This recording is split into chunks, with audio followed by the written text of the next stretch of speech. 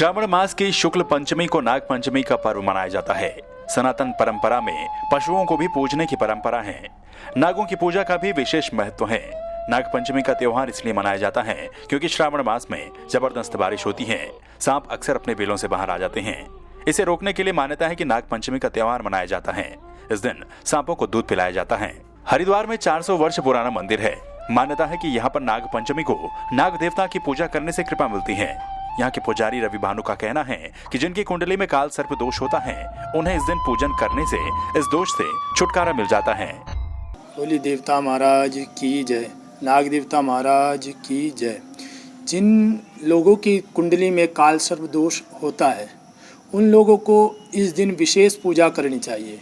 अपनी कुंडली का दोष निवारण के लिए भगवान नाग देवता की पूजा करनी चाहिए। नाग देवता के रूप में 8 प्रकार के नाग होते हैं। अब शेष नाग, कालिया नाग, कंबल नाग, पद्मनाग, इस प्रकार से 8 प्रकार के नाग होते हैं। जिन लोगों की कुंडली में काल सर्प दोष होता है, जो पंडित जी बताते हैं कि काल सर्प दोष है, उस कुंडली का निवारण करने के लिए भगवान का पूजा करनी चाहिए। विशेष पूजा दूध से, दही से भगवान का अभिषेक करें, भगवान की पूजा करें और भगवान की पूजा करके भगवान से प्रार्थना करें, हमारे कष्टों का निवारण करें। और राहु केतु के कारण ये काल सर्प, राहु और केतु आमने सामने होते हैं, इसी कारण से काल सर्प दोष बनता है। इसी को भगवान से प्रार्थना करें, राहु केतु हमें सदैव शुभ फल दें और हमारी कुंडली में सदैव अपना जो भी कष्टकारी है उसको दूर करें और सदैव हमें शुभ फल प्राप्त करते रहें। भगवान नागराज की पूजा आज के दिन यहाँ पर विशेष रूप से की जाती है। ये यहाँ पर प्राचीन कम से कम 400 वर्ष पुराना मंदिर है।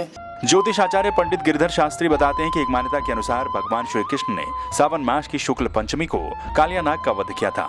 इसके साथ ही समुद्र मंथन में वासुकी नाग को रस्सी के रूप में प्रयोग किया गया था और मंथन से निकले विष को भगवान शिव ने अपने कंठ में धारण कर समस्त लोगों की रक्षा की थी। नागों का महत्व पौराणिक होने के कारण भी नाग पंचमी का त्योहार मनाया जाता है। हमारे यहाँ तो सबकी पूजा है ना। हमारे सनातन धर्म में सबकी पूजा है और सबकी पूजा में नागों की पूजा प्रधान हमारे यहाँ मानी गई है ना। क्योंकि देखो, जो शेष नाग जी यानी तप बल शंभु करई संगारा और तप बल शेष धरई मही भारा, इस भूमि के भार को शेष नाग जी ने धारण किया हुआ है। कैसे करके धारण किया हुआ है? तप के बल पर। तो हमारे यहाँ सबकी पूजा है, सबकी पूजा है। नागों की भी पूजा है। उसको ज्योतिष समीक्षा के आधार पर मैंने आपको बताया। अब यहाँ सर्पों के आधार पर यानी जो नागों की पूजा की जाती है, तो ये भगवान का वरद हस्त है कि मैं पंचमी के दिन आपकी पूजा करने से, हाँ, सब इसमें इसका वर्णन आता है। और जो है कालिया नाग का मर्दन भी आपकी पंचमी तिथि में ही हमारे विद्वत समाज कहता है।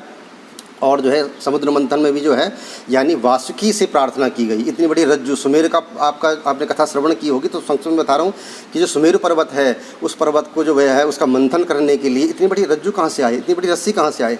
तो कालिया नाग से प्रार्थना की गई, तो वो उसके रज्जु बने, रस्सी बने हैं।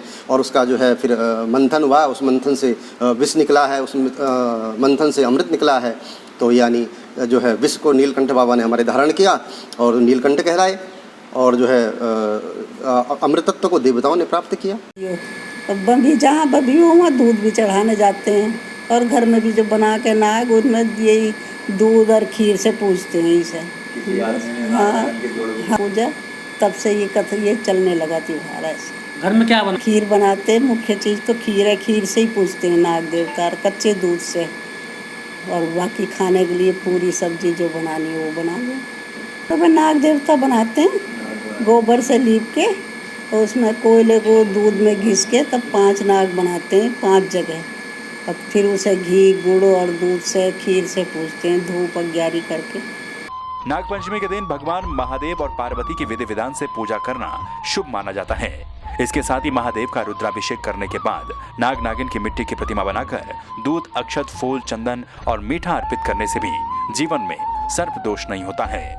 संवाद 365 के लिए हरिद्वार से नरेश तोमर की रिपोर्ट।